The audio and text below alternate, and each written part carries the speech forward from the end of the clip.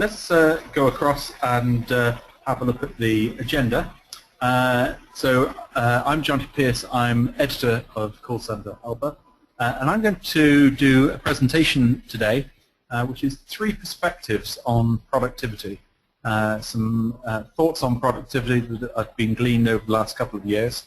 A lot of it backed up with articles on CallCentreHelper that you can follow through. So links again are in the webinar slides. We'll then be taking your top tips and questions and running a few polls to make it interactive. And we do like to make things as interactive as we possibly can. And then delighted to be joined by Nigel Dunn from, as you might see in the background, from Jabra. Nigel, you're going to be sharing some perspectives on why some agents are more productive than others. Yeah, I'll try to give a bit of anecdotal evidence and a few statistics to back these things up. But yeah, we've looked at a wide range of things that some call centers do and some that don't. And there are some tips to learn on this. Indeed. So welcome to you, Nigel. I think it's your first webinar with it, so it should go very nicely. And then we're going to go back to you in the audience with top tips and questions. So if you want copies of the slides, it's at callcenterhelper.com/chat. A few more people have dialed in. Penny from St. John's in Newfoundland in Canada, and Fons from a small town called Montfort in the Netherlands. So we've got people from all over the world dialed in.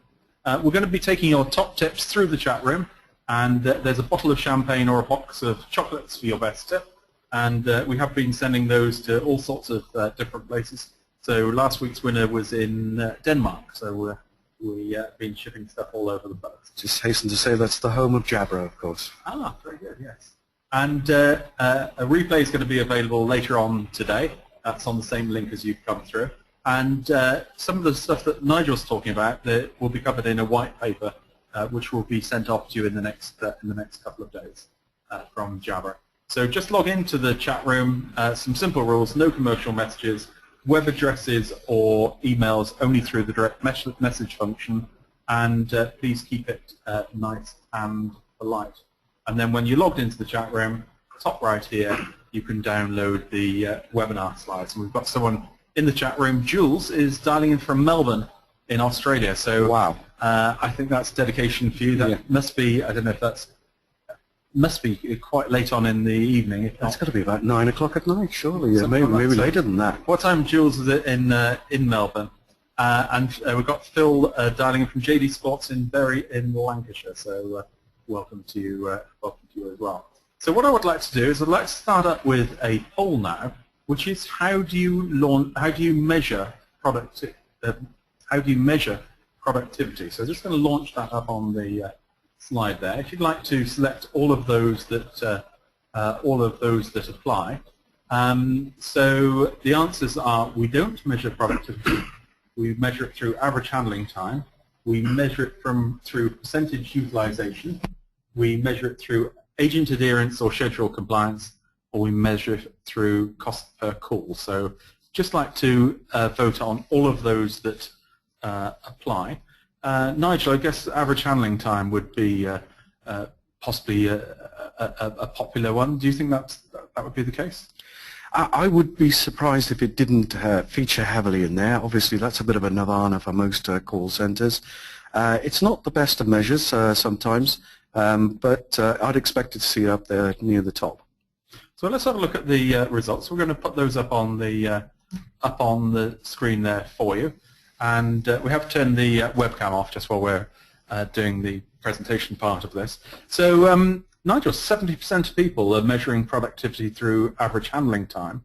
Perhaps not a great surprise there. Only 18% actually measure the cost per call. Are you surprised by that? I am actually, yes. Clearly, I think cost per call is a range of things that are put together, but I'm really quite surprised that people aren't measuring that a little bit more heavily, to be honest. It does depend, of course. Handling of time does drive down the cost per call, but reality is that perhaps that combined measure is more important than the single measure of handling time. Well, so then it's going to be a bit of an interesting poll, our next one, which is, what is your average cost per call? Be interesting to see who in the audience knows this. A simple one, if you just like to vote, is your cost per call under £2? Is it between £2 and £4.99? Is it £5 to £9.99? Or is it £10 or over? Or if you don't know, if you'd like to select don't know. So it'd be interesting to see where we come up on this. I'm expecting to see probably about the £5 to £10 range would be the likely result. So let's have a look. We've had a question. What is our sample size on last poll? Was 102 people voted on the last poll there. So just I'll share the results with everyone here, and so the results: 65% don't know cost per call, and again that is a surprise. And the largest one there is 14%, between £2 and £4.99 per call. So I'm guessing quite quick calls then. Nigel, I don't know if that's your take. Yeah, it sounds it. I am a bit surprised actually, Jonty, that 65% don't know. The reality is, obviously, when you're running a call center, you've got a range of metrics that you at your fingertips, but it really all boils down to what is the cost of running your contact center and what good is it doing for you. I'm a little surprised that so many people don't know. In some respects, £2 to £4.99, I would imagine that that's the more efficient end of the scale, because that's relatively low to the average figures I've seen, which are more in the £6 bracket. Yes, so I think certainly interesting insight, that. So let's have a look now, and I'm going to take you through a presentation now called 3 Perspectives on Productivity. And these are some ideas that I think are condensed from a lot of material that we've published on CallCentreHelper over the last few years. And so the first one I'm going to look at is about measurement. Measurement is always a very popular topic whenever we mention it on CallCentreHelper. And really, how do we measure performance? Now, quite interestingly, in the poll, 75% are measuring productivity, 75% through average handling time. And the problem is that average handling time is not a particularly good measure of productivity. It's a good measure of how long calls take, and from that, it's quite useful to put that into a cost per call calculation. But it really gets overused as a metric and often gets pushed down to agent level. The problem with that is that if you are taking people and asking them to keep the calls short, effectively what you're saying is get the customer off the phone and don't necessarily resolve the problem. And we see all sorts of strange behaviors that really come about that. So I think that the first thing is really to focus on some form of outcome-based metric. And there are a whole range of them across. We've seen over the last 3 or 4 years a range of quite faddy metrics coming in. The first one was the single metric that replaced all other metrics, which was Net Promoter, which has worked well for a lot of people, but only went so far. And the big problem is, what can the agent particularly do to influence the Net Promoter Score? A certain amount, but a lot of it is influenced by the perception of the company. We've also seen things like customer effort score come and go as a sort of single metric, and though I think the sentiment is very good, the danger with customer effort is it was just part of the overall solution, and we're now seeing a sort of return to sort of good old-fashioned metrics like first contact resolution, which is now proving to be very, very popular, and customer satisfaction. So one of the problems I find, though, with first contact resolution is this sort of tick box exercise. Twice in the past week, I phoned a contact center to report a problem, and the agent said, well, I've entered your problem into the database, so I'm going to mark that problem as resolved. Is that okay? And it's like, no, you haven't resolved my problem. You've just entered it into the database. So yes, as an agent, you can't do any more, but it's not a resolved problem. And I think it's a big big difficulty whenever we're sort of chasing metrics is that you get this sort of false perception of it. So what you should really be looking at is repeat calls rather than the first contact piece of that. And one thing there, John T. You're absolutely right, and also these things get a little bit exaggerated when you start sticking a little bit of a bonus to these things. So if you say to somebody, get your average call time down, guess what, they do go down if you stick a carrot at the end of it as well. So sometimes that's not the best way of doing it. Yeah. So here's an idea that condenses all that down, that Alex wrote a fascinating article called Designing a Single Contact Center Metric to Improve Performance. And this was to create a basket of all the different metrics. So if you have, first contact resolution and net promoter and possibly even average handling time are all important to you, take those together and apply a weighted average to all the different metrics. Alex calls this the authentic core linkage, which is a bit of a handful of as a name. You can call it whatever you want. And then that gets you, if you like, a metric of metrics. And you can then track that across the business 1 month to the other. And then I would say that include in there one customer-facing metric, but also include some form of employee metric in the basket as well. So a really good idea. So if you've got any tips on metrics, if you'd like to put those into the chat room, and we'll be doing top tips and questions as we go through. So first perspective, measure the right things. Here's a few golden rules if you are doing metrics, though. 3 golden rules, I think. Only measure things that can be reviewed, analyzed, and in particular acted on. Because if it can't be acted on, it's very difficult to change it. And I think that was one of the challenges with Net Promoter as a single metric, is you could review and you can analyze it, but acting on it was actually quite difficult because if there's an announcement comes out in the press, then people's Net Promoter Score may come down. It's got nothing to do with the contact center. A big danger we have: don't act on one-offs. We're great at jumping on top of agents for a one-off, where actually what we've got to do is look at and act on really the trend rather than the one-off. And the big law of unintended consequences: remember human nature.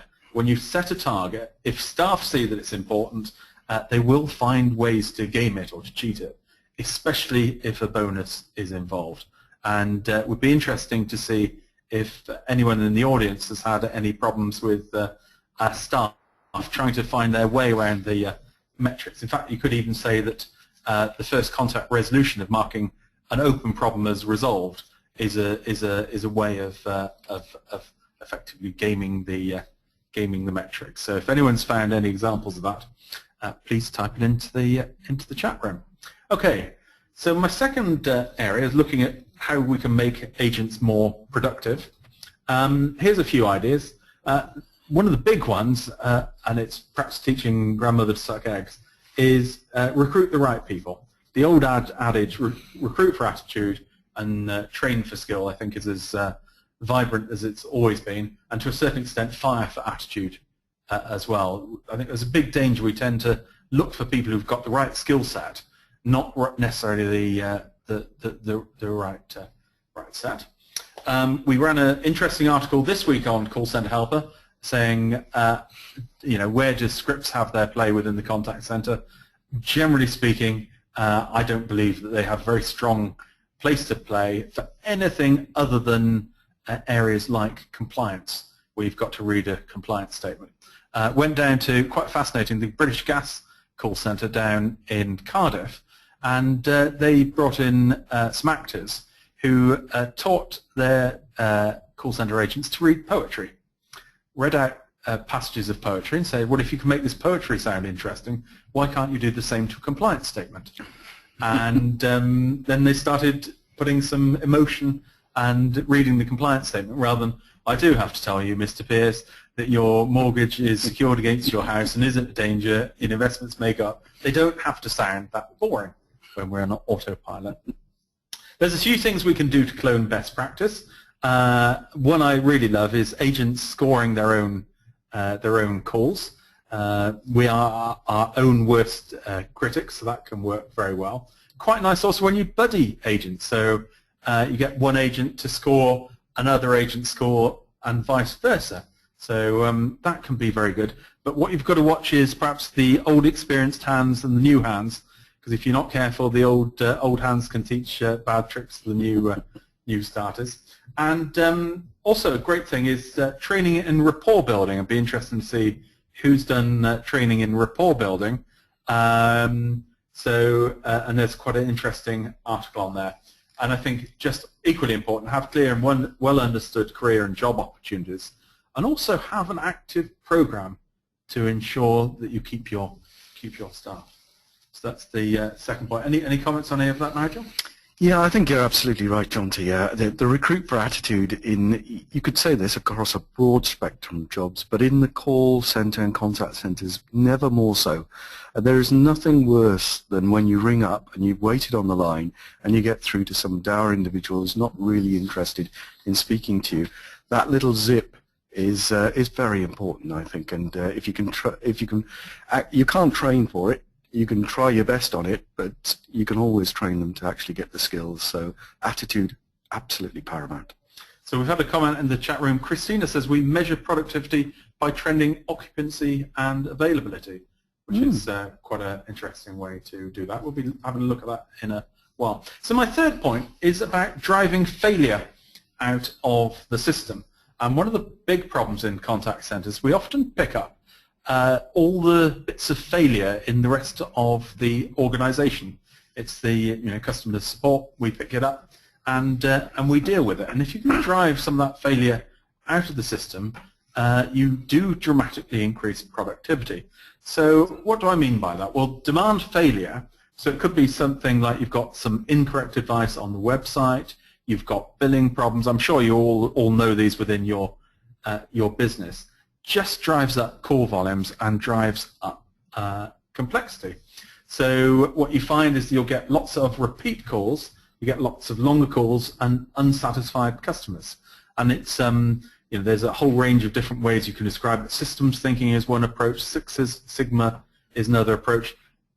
A simple version of that is just finding out what are your 3 top call drivers and putting a task team to go off and see what is it you can do to take those top 3 down.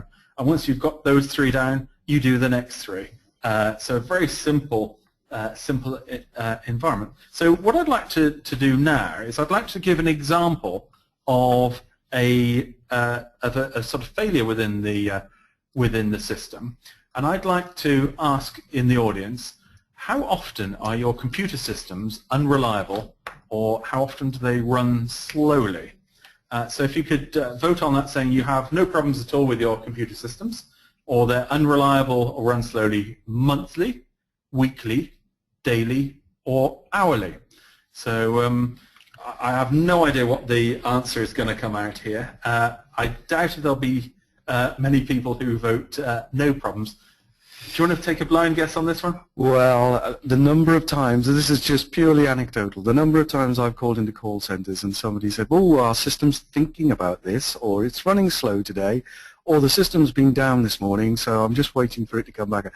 It drives you potty, and of course it drives up the length of the call. I would say, by just thinking about it, I would say monthly these people are finding that there are some significant issues. Well, here we are, 24% weekly, 29% daily, 4% hourly. So this is quite a problem. Now, if you had a member of staff who ran slowly, or worked slowly, or was unreliable, what would we do to that member of staff? You'd certainly probably get rid of them in the long term. Certainly their performance management might be there. I am slightly shocked, isn't it, to see this this kind of spread. 29% saying daily there's problems.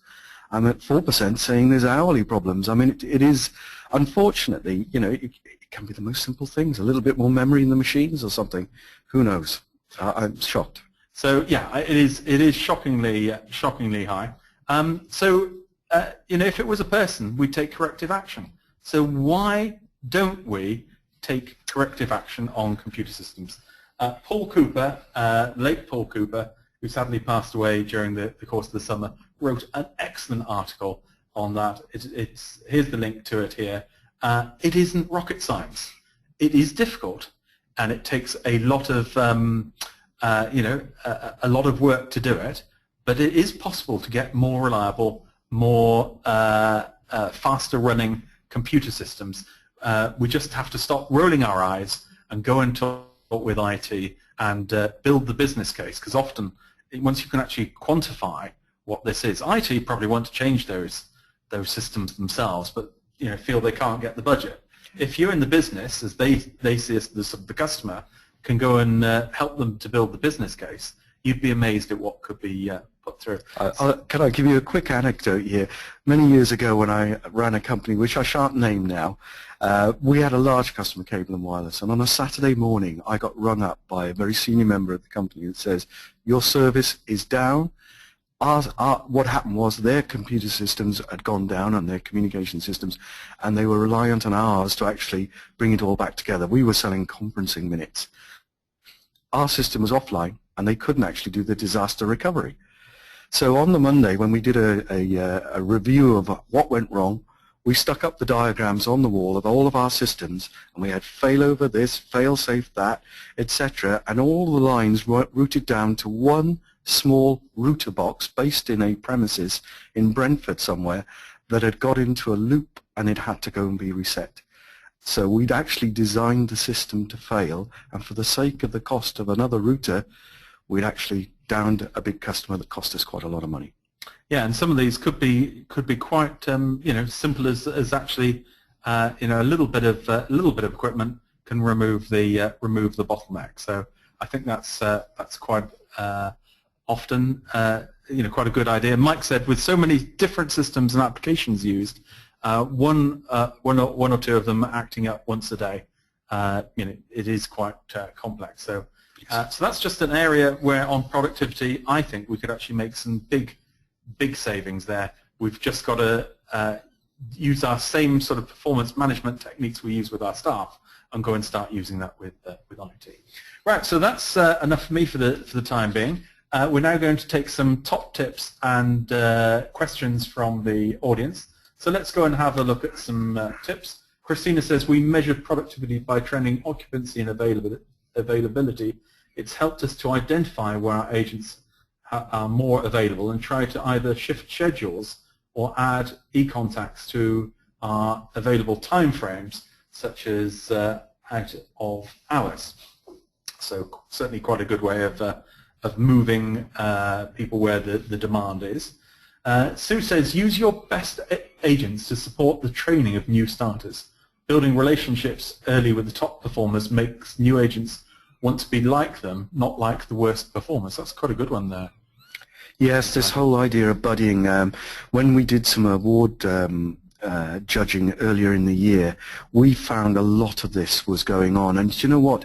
Again, it doesn't have to be that you're sitting next to these people as well to learn from them, because we found that one of the best buddying programs that was in the business was by Enterprise cars rentals, and they actually had 80% of their staff remotely based, and they do it across the virtual communication links. So yes, this is a great tip. So Sue says we have a Bright Ideas board where agents can add any ideas they have for the working environment, processes, customer interaction, and systems. On there, we have a team of people who have a look at those, look to take those ideas forward to the business and look at how we can implement them. I think Bright Ideas boards are good. The only thing you've got to watch is when the Bright Ideas go up is communicating back the progress of them, because sometimes a good idea can take a long time to get implemented. Yes, and maybe the communication of these ideas is crucial, because you'll get, for every 5 ideas posted on the board, there'll be one really good one and 4 that not so good.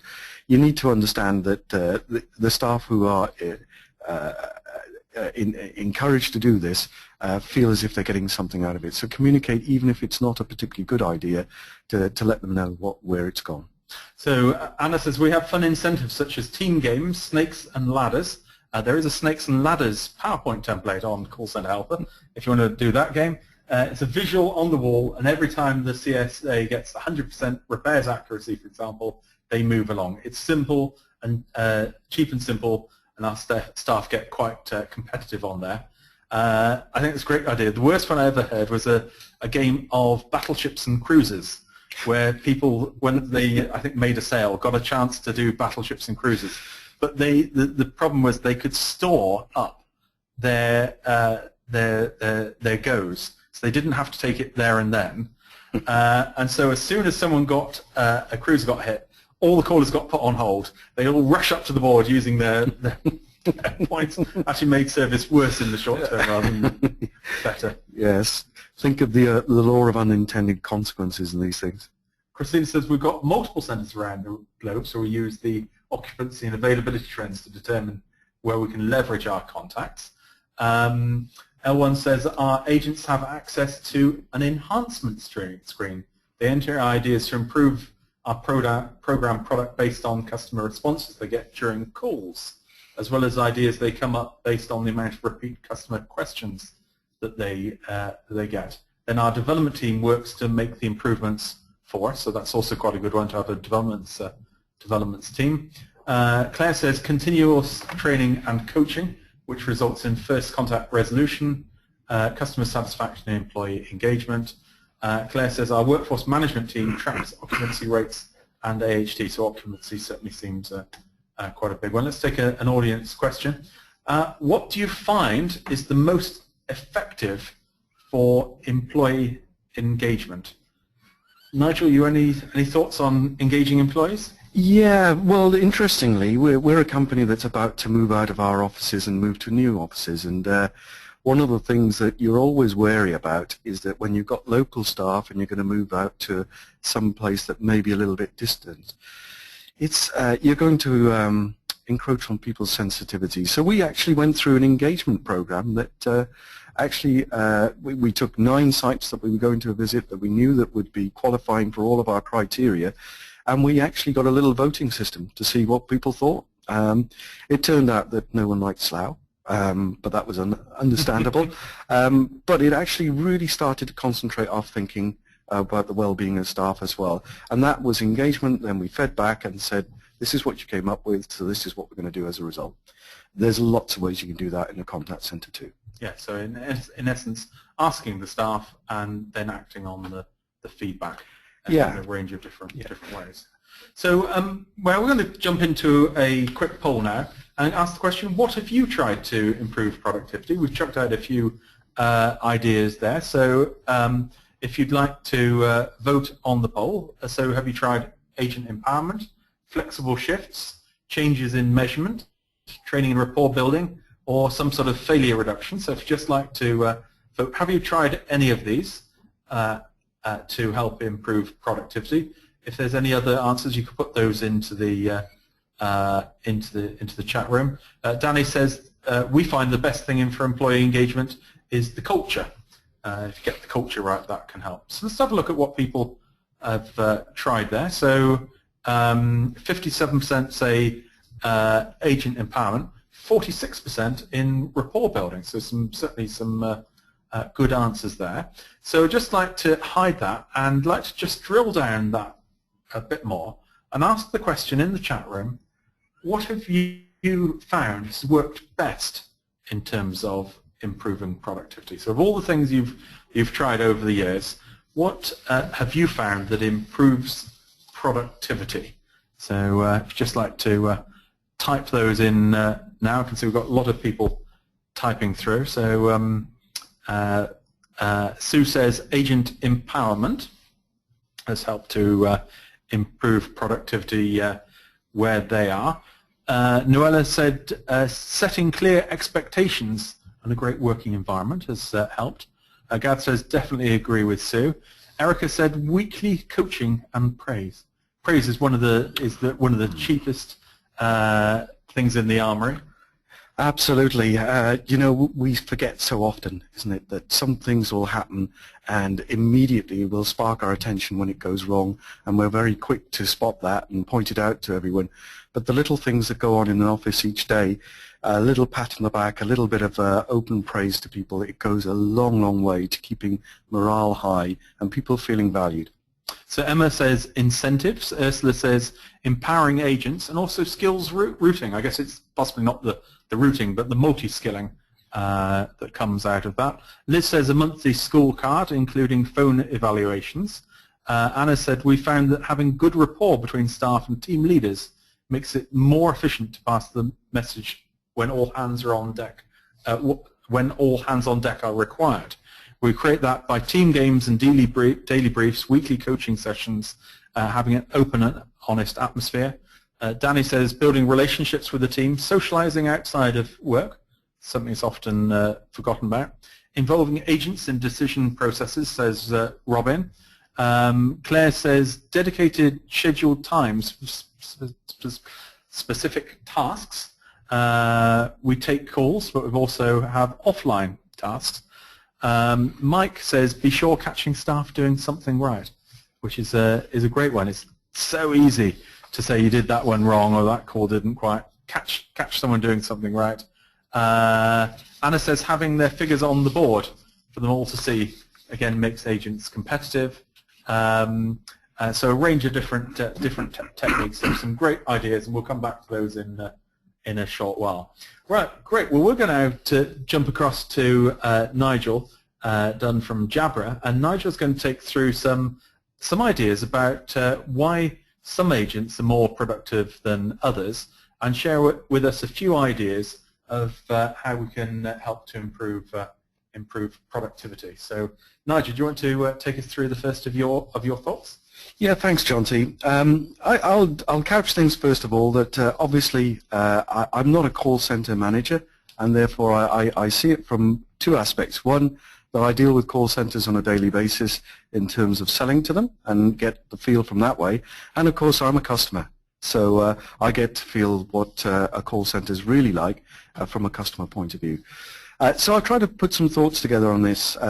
Obviously, the nirvana for all contact centers is to have a highly productive team and have lots of calls that handled very quickly and everyone feeling very happy. The reality is you get a vast differences between both call centers, the way in which they work, the customers they handle, and the things that they actually do. And in fact, whether you're a local authority giving advice on council tax through to a sales team selling insurance, there is a vast array of differences. So you need to work on that productivity that fits your particular environment. But it's a good question. Why are some agents and call centers more productive than others? So I've tried to put some thoughts together on this. I don't think anything would go amiss if I don't have a pithy quote. This is a chap called Paul Myatt. He's an American. He says, productivity is never an accident. It is always the result of a commitment to excellence, intelligent planning, and focused effort. He would know this because at 27 he became a millionaire. He was a salesman, but now he's got his own motivational business. And if we put this in the context of a call center, what it means is that you don't get an orderly, well-run, efficient call center by accident. You have to plan for it, you have to give it focus, and you have to have a thorough commitment to excellence. And I think this is applicable to many different things, but never more so than to a contact centers. The reality is you've got to want to have that call center that does the job properly before you can set the conditions to achieve it. And then once you've got that in mind, you know what you have to do. So that's the first thing that I would say, is you've got to plan for it. Now, what drives productivity? Here's an interesting thing. Jabra did some research back in 2013, and we called it its Generation M. There will be a copy of this research for everybody to download as one of our white papers at the end of this webinar.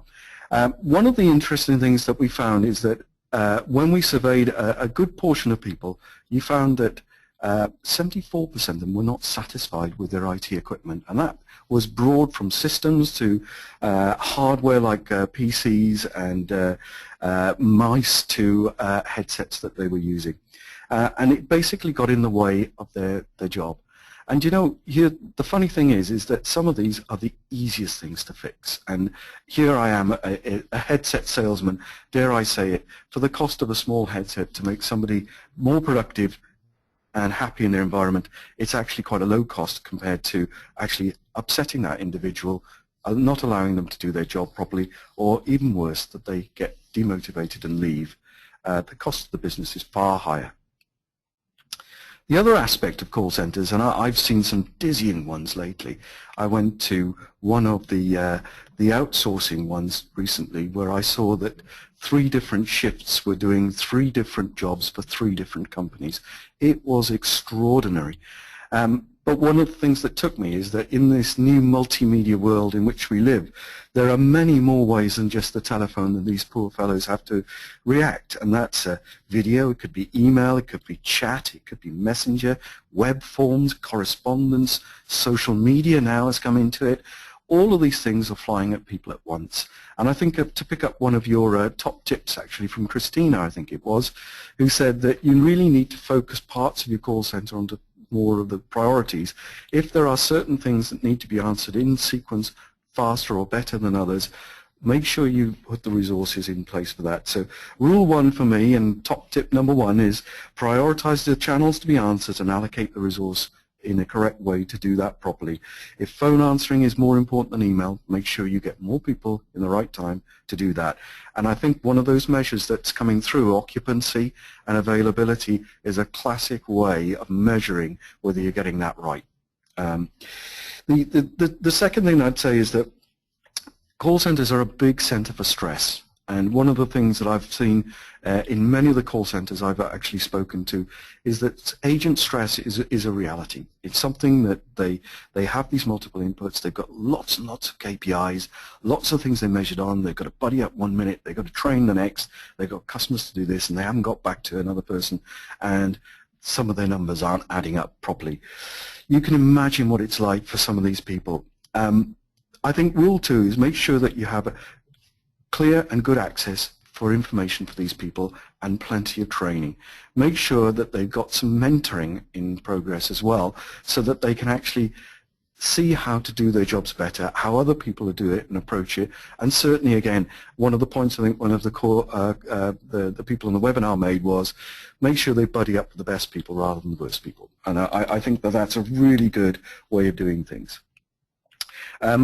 The arrangement of information is paramount as well. I can't remember how many times I've called into a call center where somebody has had to put me on hold to go and find information. They don't have it at their fingertips. And of course, once you've lost that call, you have to dial in, route through the menus to get back to that person. Really, it is incumbent on call centers to have as much information readily available and easily to see for people. And the final thing is about the stress. You know, and this is my rule 3, is decrease the stress by getting the work-life balance right. Make sure there's plenty of breaks in the day. Make sure people have that opportunity to go away, sit in a corner, to read a book or play table tennis or whatever it is. And one of the best call centers I saw was over in Slough in, I think it was '02. The environment was great. Once you're out the call center, which was only a short step away, you're into almost another world. And I think that's a great way of doing things. In an always-on environment, have plenty of ways to de-stress. The other things that, and I think it comes back to this whole area of management and performance reviewing and these KPIs that we were talking about earlier on. Often there are conflicting aims. To get the call down to the lowest possible time is a noble aim, but if you're actually not getting a good outcome for the person on the end of it, it'll only create more frustration, and ultimately that will come against you. We got some interesting statistics that we did from our Right Contact Center Working Environment business brief back in January 2012, which haven't really changed a lot. And when it asked the question of what constitutes a good quality of conversation, there's a lot of good stuff that comes back. 84% said it improves customer retention. Absolutely it does. 84% says it improves sales. 83% says it increases the conversation rate. 76% said it reduces the call handling time, and 56% even says that it makes people happier in the call center. So this idea of a good quality conversation versus just getting them off the phone quickly is absolutely critical. So a rule of thumb is don't have your KPIs in contrast to what you're trying to achieve. Yeah, very much so. I'll give another example here, actually, and there's a bit of an anecdote, so forgive me. I ran a company called Genesis Conferencing a few years ago, and our business was giving, apart from automated conferencing, investor relations calls. And we used to do this on an operator-managed business to some of the top companies in the UK, Royal Bank of Scotland, etc., talking to their analysts, announcing their earnings. These were no-fail environments, because this is a company on showcase. Handling the questions is critical, and managing the call is superb because, these executives are not technological savvy people in the most part. We found that our complaint rates were actually quite low. Yet one of the contrasting things was our business was going down, sales were dropping, and as managing director I decided to open the Pandora's box and find out what was going on. So I talked to some of the agents on the phone and said, hey, look, complaints aren't very high, but we're losing business. Any idea? Yeah, we're just, people call up, call went wrong, we say, sorry, and that was it. And we found there was a great correlation between those who called up, didn't get any kind of restitution, to going away and placing business elsewhere. So I had read a book about turning the organization upside down, and if you think about it, the management tree goes from lots of people up to one person at the top, a classic triangle. Yet that decision-making power goes up that tree at the same time. Just imagine if you turned that upside down and made the most valuable people at the bottom who interface with the customers day in, day out, minute by minute, the most powerful people in terms of decision making. And that's what we did. We turned our call center agents into people who could make decisions that could allow a credit up on these investor relation calls up to the value of the call that failed, but as a credit on the next call they were about to place with us. What we found was we gave away very small amounts of money compared to the cost of the actual call that failed.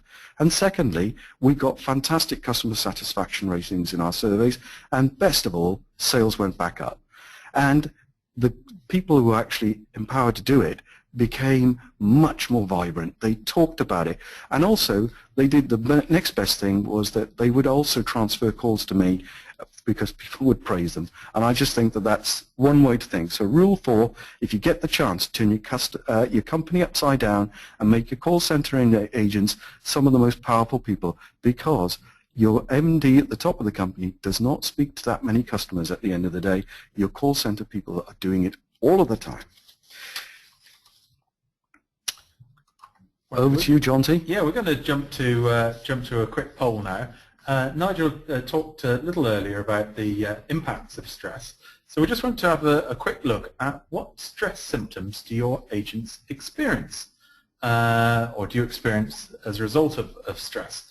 Absenteeism, bad backs or posture problems, it could include repetitive strain injury, headaches, irritability, acoustic shock problems or impaired hearing, or low performance or staff morale. So if you'd just like to vote on that, you are allowed to vote on all of those that that will apply. I think I've never done this as a poll or even anything like this, so I'd have no idea.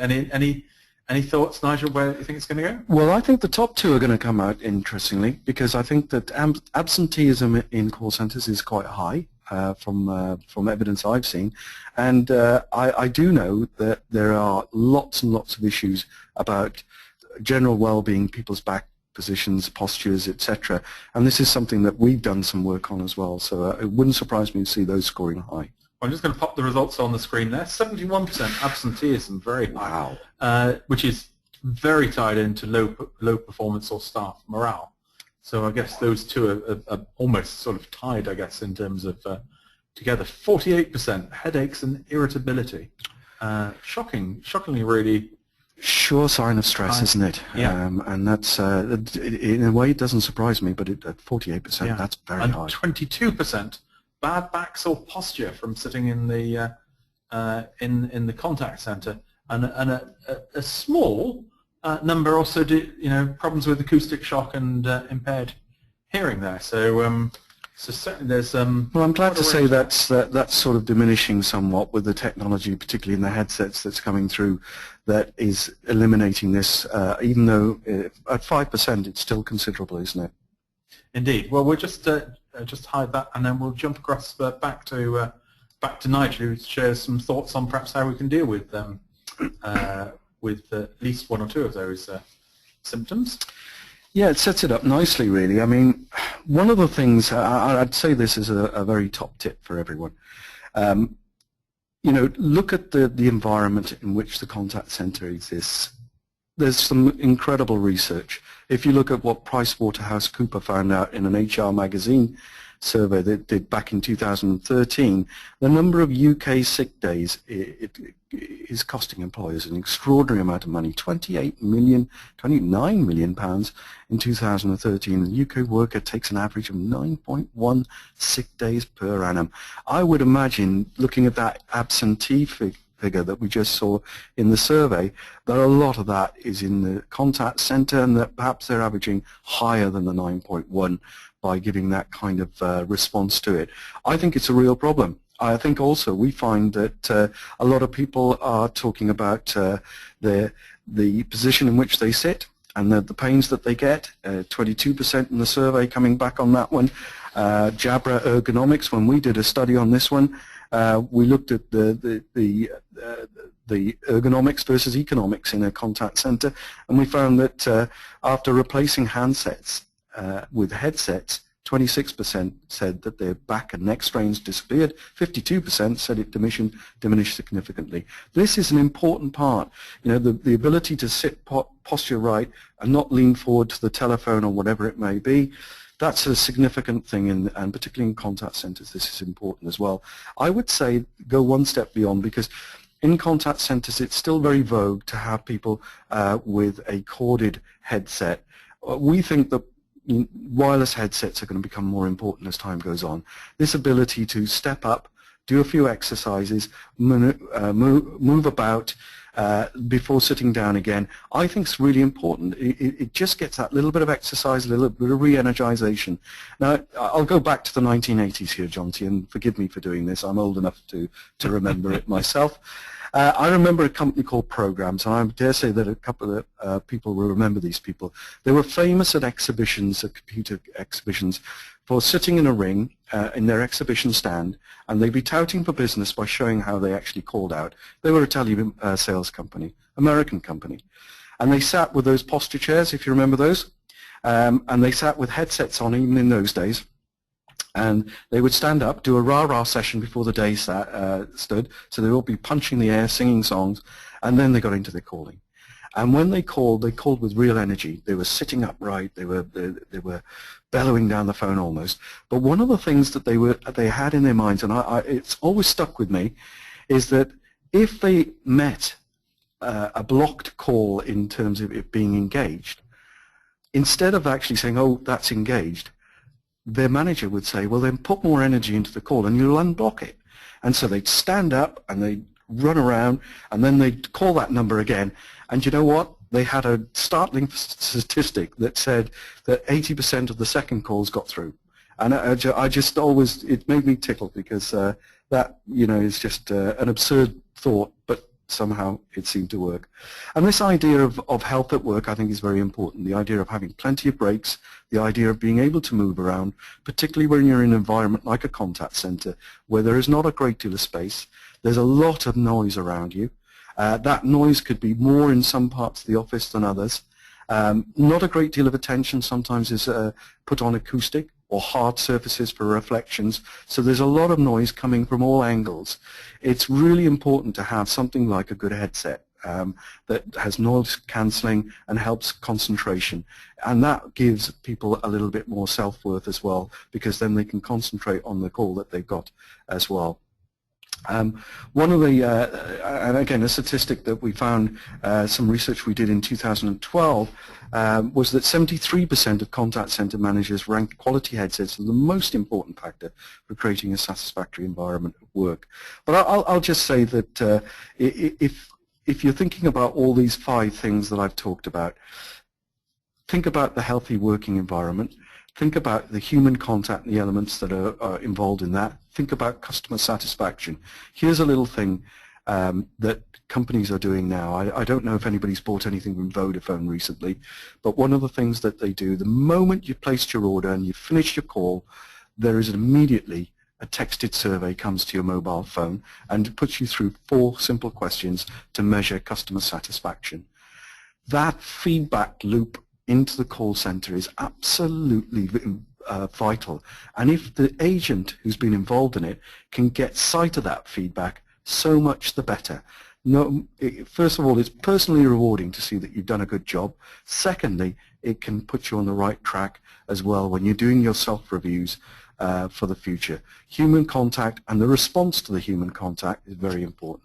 The work-life balance, make sure you get that right inside the contact center itself. Make sure break times are good. Make sure that people have the chance to stand up and get some more energy. Give the right tools for the job. It's not just about the headset from my point of view, but actually going back to John T's point about the systems. If they're running slow, the cost of memory versus the cost of losing people or losing customers is actually quite trivial in the long run. If it's only a memory problem in running multiple applications, or it could be a circuit problem, a bandwidth problem, fix it, because these things may cost money in capital cost up front, but you know what? The long-term benefit in terms of not losing so much sales and customer satisfaction is crucial. Downtime's pretty critical as well. Make sure that people have got plenty of downtime. I love the idea of having competitions in the office and the ability for everybody to join in at once and to see the progress of that. Whether it's quirky little competitions, I've seen lots of call centers dressing up, and when we did our awards judging, there were so many great things. But I'll leave you with one final thing, actually.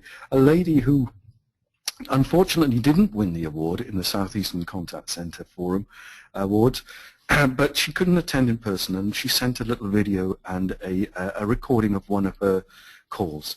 And it was probably one of the best calls I'd ever heard, because what she did was that when she, and she was London Borough of Hackney, by the way, and she was, you know, it's poll tax and all those sorts of things. Where's my rubbish go this week? Lots of different things. And an old elderly gentleman called up and had a question about his council tax, and he wasn't particularly happy. The way she started the whole thing, she just stopped him stone dead and said, "Look, how are you feeling about all of this?" And he just gave her his opinion. Then she stopped, listened to the entire problem, gave him the space to get it all out, and then empathized with him by saying, "I can understand how you feel, and I can imagine that that's been very, very traumatic for you," etc., etc. Then she went into what she could do, and she had all the information at her fingertips. It answered the question superbly, and she gave all the help that he wanted. When he had an ancillary question she couldn't answer because it wasn't part of her remit, she said, "Look, that's not part of my remit, but I do know the department here that can help you. Here's the telephone number. There's a helpful lady here," whose name she gave as well. There was something about all of that, because at the end of it, she didn't apologize for what she couldn't do. What she did was make it positive. And at the end of it, there was humor, there was a bit of fun, there was a bit of empathy. They called each other by the first names. By the end of it, a fantastic call had been made for a person who was quite grumpy at the start. To my mind, I find that quite heartwarming. But when we actually interviewed the person, she said, "I love what I do. I have a great working environment. I've got all the things I need to do, and I've got a great company to work for." Do not underestimate. Agent satisfaction does equate to customer satisfaction, and ultimately, a high customer satisfaction will mean high sales. So that's my bit, really, John T. Wonderful, and certainly a lot of that does seem to resonate with some of the comments coming through on the chat room. So thank you very much for that, Nigel. Sue had said she'd been to visit the Vodafone contact center, found it very inspiring, and has got some examples she was looking to put back into her team. There are a whole range of different Vodafone, whether some are outsourced and some are not. Kaylee has said, "We have a company mantra of wanting happy staff, as this ensures a better service for our customers. Happy staff equals more willing to help, equals more willing to resolve the customer's query," and I agree with that wholeheartedly. One of the things we do is to do this as a games room that staff can use during breaks. Has games console cabinets, a pool table, table tennis, etc. So Great. work very nicely. And Sue says, in a previous company, we had a visit once a month from a therapist who give head and shoulder massage to staff. Not compulsory, but it was very welcome from the staff. Subsidised by the company. I'm currently trying to get it for my company to take this on board and bring into the contact centre, especially in winter, which is our great idea. To release that that sort of stress that we build up in our backs. Some great ones there. Kaylee has also said to increase productivity, we encourage staff to identify areas where they can be upskilled. This enables them to develop by learning new skills and enables to increase their productivity as they can cover more subject areas in the department. They feel like this benefits them as they get to develop more and helps us as they're able to handle more and varied queries. So multi-skilling is certainly something I've seen gives people a chance to develop within the job. And Yes. I'm often surprised that we don't see more multi-skilling. I know one of technically it can be quite a challenge. You can actually route the skills relatively easily, but trying to schedule and forecast it has often sort of led to its implementation not being brought forward so quickly. Yes, you see a lot of this in local authorities actually, where they try to concentrate a small number of people with a lot of things to do. That can come up and bite you sometimes in the rear, but some places do it better than others, no doubt about it. Stephen has said, I haven't got a script slide for this one. We offer free cereal, breakfast, snacks, chilled drinks, crisps and chocolate, which agents can tuck into at all times. So, excellent. Give me your address and I'll apply for a job. Sounds great. So it sounds like you also need, if you're giving free chocolate, you probably need some sort of exercise campaign to go with that as well. Danny says, we work on the 4 C's, colleague, customer, company and community. If you concentrate on the colleagues, they can then provide a great service to customers who then drive the business, and that enables the business to help the local community. So these are all really, I think, very clever ideas to improve productivity in a way other than sort of work harder, which is often something we often do. Liz says we concentrate on bonding with the supervisors in the training process to identify with our core values. If we identify someone who does not share our values during the training process, we let the agent go right away. We can train for skills, we can't change values. So I think it's very valuable on that. Ryan, spending time with agents and getting to know them, just a few minutes each day can make a big difference. Old test I used to was ask, on a Monday, towards the end of the Monday, ask the team leaders what the members of their team did over the weekend, and you can spot the good ones because they can tell you. The not so good ones go, I know what 1 or 2 did. Yes, quite interesting. It's quite one of the most inspirational managers I saw was years and years ago a guy called Graham Barker at Norweb, who would leave the office at 4:30 every afternoon, put his jacket over his shoulder, and he would walk out and chat to people for half an hour on his way out of the contact center floor. Take him half an hour to get to the door. Very, very effective, getting to know the team, getting to know the issues, but also saying it's kind of okay to go home at when your shift's ended, and built a lot of great rapport. Stephen says we've created an agent-based knockout game which represents the FA Cup. I don't know when the FA Cup first round starts, whether you have to tie it into that. Yeah. The atmosphere in the call centre on the day of the final is only comparable to Wembley itself. So that's quite good. And I guess that if you wanted to, you could probably Wembley, I know, do corporate days where you can perhaps go along and do team building exercise at the stadium. So that could be. I always worry about knockout tournaments though, because the first round knockouts, so it doesn't feel very participant in the whole thing. I think that perhaps a league might be better than a knockout, but some great ones there. And let's take a couple more tips. Dimitri says, I don't have any of those stress issues. All of equipment is purchased for the employee specifically. This helps to aid their size, height, etc. Also, build offline time into their schedules. This allows a break. We also have unlimited PTO, based on availability. I think PTO is paid time off. So certainly one great tip I saw, Nigel, is a headset guy you might be interested in, is just allowing people to choose their own headsets. Yes, choose the type, whether they want 2 ears, 1 ear, noise cancelling. We have a number of companies that do this. I mean, they offer a catalogue to their employees, and they can buy up to a certain value as one. They can allow people to supplement as well if they wish to.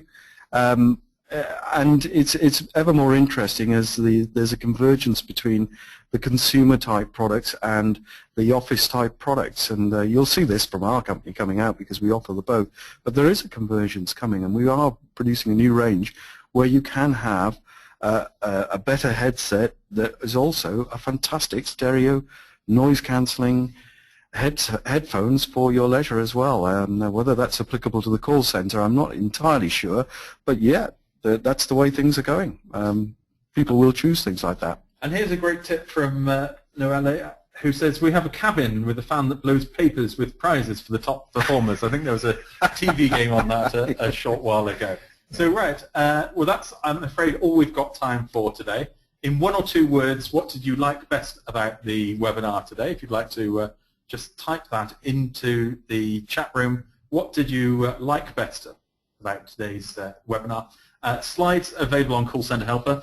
There is a white paper that's going to have the results of that Generation M survey and also some stuff on back pain and health and safety issues like that.